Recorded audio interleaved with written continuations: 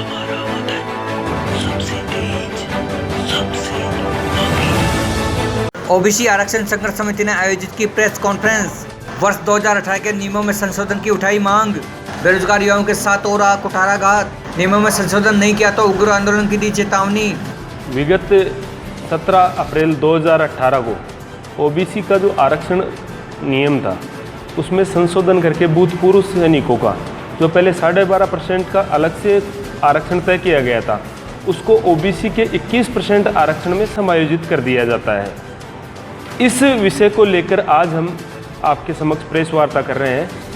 इसमें ओबीसी वर्ग के साथ एक बहुत बड़ा छलावा हो रहा है, क्योंकि अधिकांश भूतपूर्व सैनिक जो आते हैं वो ओबीसी वर्ग से आते हैं और वो जो प्रतियोगी परीक्षाओं में जो भर्ती आती है उसमें ओबीसी की 21% जो कोटा तय किया गया है वो उन भूतपूर्व सैनिकों के द्वारा ही पूरा कर दिया जाता है, जिसमें प्रतियोगिता परीक्षाओं में जो ओबीसी वर्ग का युवा जो तैयारी करता है उसका कहीं पर भी नंबर नहीं आता है। उदाहरणार्थ आप विगत राजस्थान पुलिस की भर्ती देख सकते हैं, उसमें जो ओबीसी वर्ग का टॉपर था योगेश यादव, उसके 75 में से 70 नंबर आते हैं, मगर फिर भी उसका कांस्टेबल में नंबर नहीं आता है। भाई सीताराम जी देवंदा के 75 में से 68 नंबर आते हैं, मगर फिर भी आपका कांस्टेबल में नंबर नहीं आता है। पूरे 554 पुलिस कांस्टेबल के जो कैंडिडेट थे, पद थे ओबीसी वर्ग के, उनमें शून्य भी ओबीसी वर्ग का जो प्रतियोगिता परीक्षाओं की तैयारी कर रहा था, एक भी युवा का नंबर नहीं आया। उसके पीछे कारण ये रहा जो भूतपूर्व सैनिकों का जो था संशोधन किया हुआ नियम, सभी 554 पद भूतपूर्व सैनिकों के द्वारा भर दिए गए, तो ओबीसी वर्ग का युवा तो ठगा सा रह गया।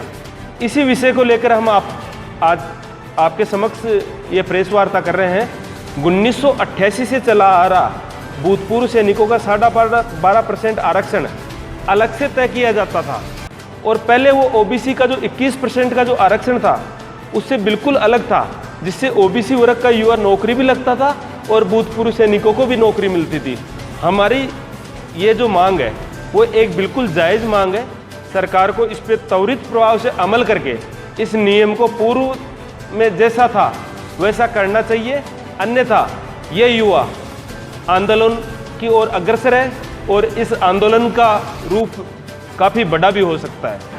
जैसा कि आज पूरे प्रदेश में देखा जा रहा है कि ओबीसी आरक्षण के साथ 17/4/2018 के नियम में जो संशोधन किया था उस आरक्षण को लेकर पूरे प्रदेश में पूरे जिला मुख्यालयों पर ओबीसी वर्ग के युवाओं व छात्रों द्वारा प्रतियोगी परीक्षाओं में समानता को लेकर जो आंदोलन किया जा रहा है उसको लेकर चोमू में आने वाली 16 तारीख को हम सभी ओबीसी वर्ग के युवा और छात्र मिलकर तमाम जनप्रतिनिधियों को बुलाकर उनके माध्यम से हम नई रणनीति की योजना तैयार करेंगे।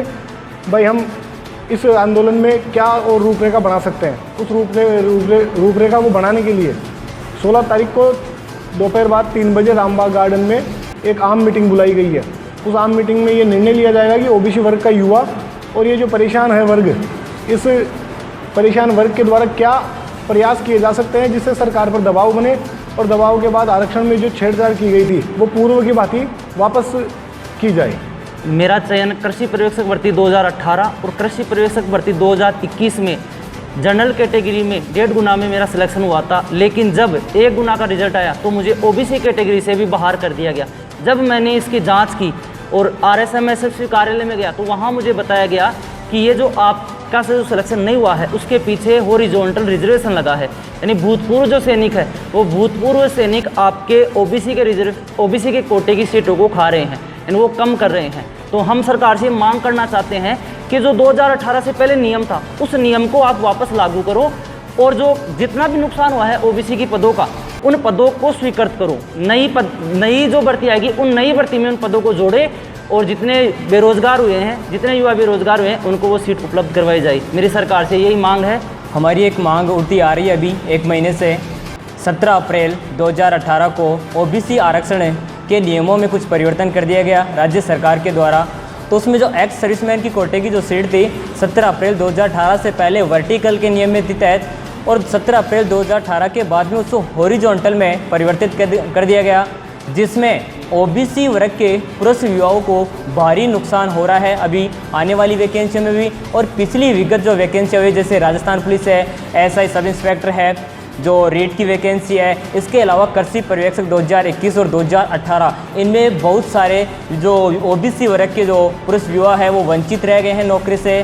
तो हमारी ये मांग है कि 17 अप्रैल 2018 का जो पहले का जो नियम था ओबीसी आरक्षण में, वो ही नियम लागू किया जाए। हमारी यही मांग है सरकार से, नहीं तो आने वाले टाइम में वापस से एक जन आंदोलन शुरू होने वाला है। और हमारे ओबीसी आरक्षण संघर्ष समिति के तत्वाधान में 16 अगस्त को यहाँ चोमू में एक जन प्रतिनिधियों का आयोजन सम्मेलन किया जा रहा है, जिसमें हमारे परिक्षेत्र के जो भी जन प्रतिनिधि हैं उनसे भी आग्रह है